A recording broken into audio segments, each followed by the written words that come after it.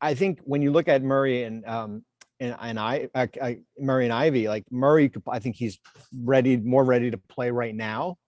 I would say probably Ivy maybe has a little bit more of the upside down the road, but like we talked all week on various shows about like, all right, so do you go best available and go guard again, right? So now you've got, the 3 guard lineup where you kind of shied away from when you did the Sabonis for Halliburton trade.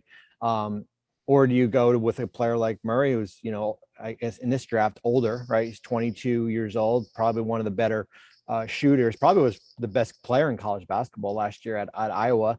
And then has a skill set that can fit next to Sabonis here. So I had no issue. I think it may have been a reach if somebody else was there, maybe if they went like Shaden Sharp, right? Like this ultimate like wild card, haven't seen him play in a year, a lot of upside. That would have probably been more of a risk, but I thought it was solid. I mean, it wasn't like, oh my God. I thought it was just really, really solid pick. And I know that front office probably fielded a ton of calls at 4.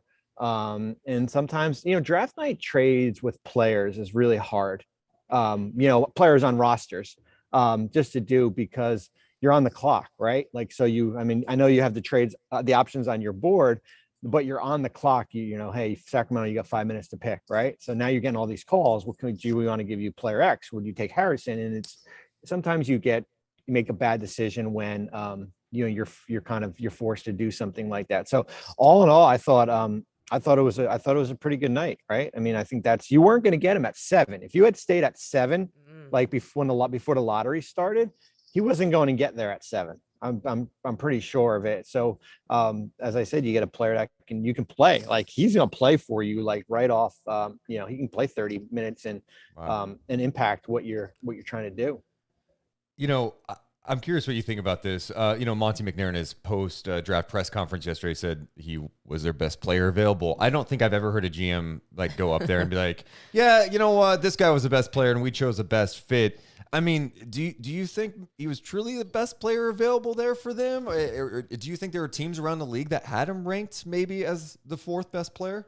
I think the scouting is so hard. I think the draft process is so hard because it's so many different opinions, especially when you get into your own draft room and you've got 12 different voices. And I know Monty probably it definitely has the final voice here.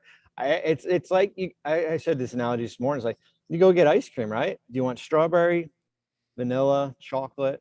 Like they're all good, right? I mean, maybe not strawberry, but they're all good. So like, it's just a matter of like what fits. And certainly I think Keegan going there and visiting, I think that helps. I think that I know, like as I was saying, like you should just pick the player no matter if he doesn't go there or you don't have his physicals. I think him going there, meeting with the, I guess Mike wasn't there yet. But the front office, and having that comfort level, working him out, seeing him in person, I think that certainly goes a long way. There's been people just talking about Keegan Murray's ceiling, and I just feel like they keep comparing it to what they believe Jaden Ivey is going to be instead of just talking about this individual and what his ceiling is going to be. Do you feel like that's overblown? Yeah, I mean, I think a lot of people talked about Jalen Brunson's ceiling probably 4 years ago.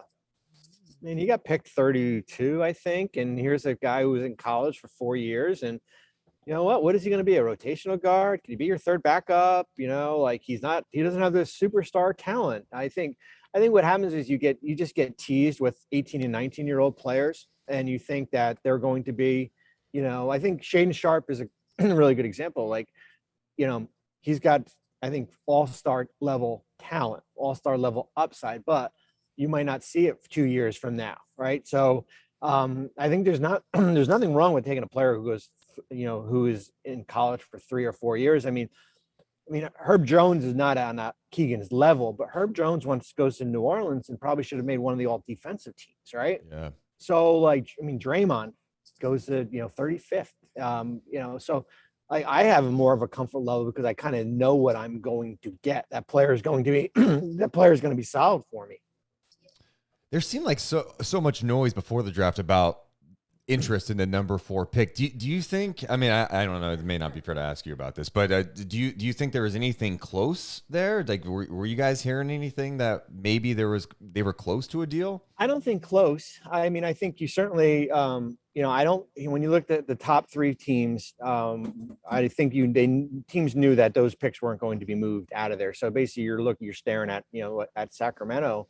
So I just think we get in we're going to see it probably in the next couple of weeks. There's so much misinformation out there too, right? Like every team has 12 different trade options that they're thinking of doing.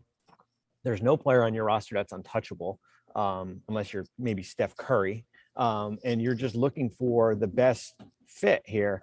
So I mean, yeah, I understand where Sacramento is, as far as, could you have turned 4 into like an established veteran or maybe an all-star level veteran? I didn't see anything out there, and I didn't think it made sense to go get a player who's got maybe 2 years left on his contract, who could help you out now, instead of a guy who has 4 years, likelihood that he'll be here, if everything works out, 8 or 9 years, because of how the contracts are structured here.